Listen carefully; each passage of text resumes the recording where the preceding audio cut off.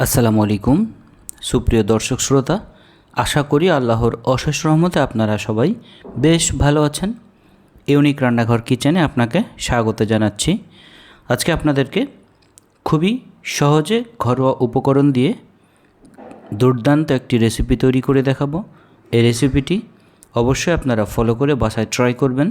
আশা করছি এই রেসিপিটি আপনাদের কাছে খুবই ভালো লাগবে। তো চলুন তাহলে দেরি না করে আমরা আজকের এই রেসিপিটি শুরু করি। আজকে আপনাদেরকে আমি আলু দিয়ে বেগুনের একটি ভাজি রেসিপি তৈরি করে দেখাবো। আর এটার জন্য আমি প্রথমে একটি ফ্রাই প্যান নিয়ে নিয়েছি এবং এখানে পরিমাণ মতো সরিষার তেল দিয়েছি।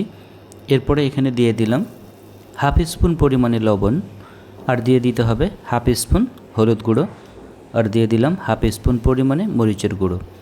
এবারে সমস্ত মশলার উপকরণগুলোকে তেলের সঙ্গে খুব ভালোভাবে মিশিয়ে দিলাম, আর দিয়ে দিলাম এখন আগে থেকে কেটে পরিষ্কার করে রাখা বেগুনগুলো দিয়ে আমি এখন এটাকে ভালো করে ভেজে নেব।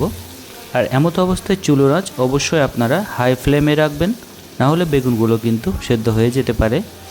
আমি এটাকে হালকাভাবে নেড়ে ছেড়ে ভেজে নেব। দেখতে পাচ্ছেন আমি এটাকে কিভাবে ভেজে নিচ্ছি। আর যখন ঠিক এইরকম অবস্থায় হবে তখন আমি এগুলোকে একটা স্ট্রেনারের সাহায্যে এখান থেকে উঠিয়ে নেব। এরপরে বেগুন ভেজে নেওয়ার অবশিষ্ট তেলের সঙ্গে আমি এখন দিয়ে দিলাম 2টো শুকনো লাল মরিচ, 3-4টে রসুন কুচি, আর দিয়ে দিলাম 2টো মাঝারি সাইজের পেঁয়াজ কুচি, আর দিয়ে দেবো এখানে লাল লাল কিছু কাঁচা মরিচ। এগুলো দিয়ে আমি খুব ভালো করে মিশিয়ে দেবো এবং তেলের সঙ্গে হালকা ব্রাউন কালার করে এটাকে ভেজে নেব। এখন দিয়ে দিলাম এখানে একটি ডিম, আর ডিমের জন্য সামান্য পরিমাণে লবণ। এবারে সমস্ত মশলার উপকরণগুলোকে খুব ভালো করে মিশিয়ে দিতে হবে এবং এটা যখন ঠিক এইরকম হয়ে আসবে তখন আমি এখানে আগে থেকে কেটে পরিষ্কার করে রাখা আলুগুলো দিয়ে দেবো। আলুগুলোকে আমি ঠিক এইরকম কিউব সাইজ করে কেটে নিয়েছি, আপনারা ঠিক এইরকম করে এটা কেটে নেবেন। আমি এখন সমস্ত আলুগুলোকে এখানে দিয়ে দিলাম এবং এটাকে খুব ভালোভাবে মশলার সঙ্গে মিশিয়ে দিচ্ছি।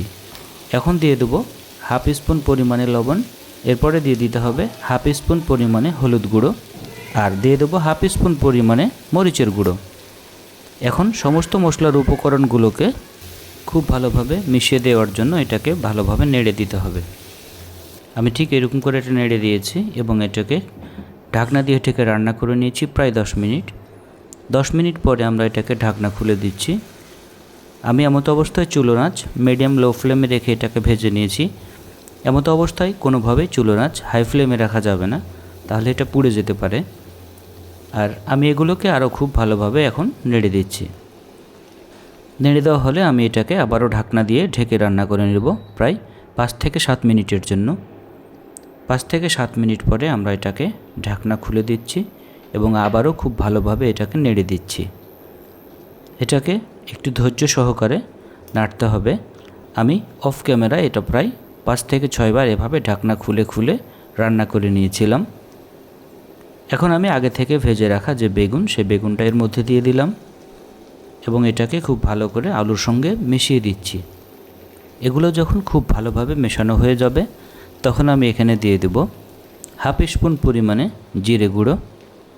আপনারা অবশ্যই এই জিরে গুঁড়োটা এমত অবস্থায় দেওয়ার চেষ্টা করবেন, তাহলে এর মধ্যে অনেক সুন্দর একটা সুঘ্রাণ চলে আসে।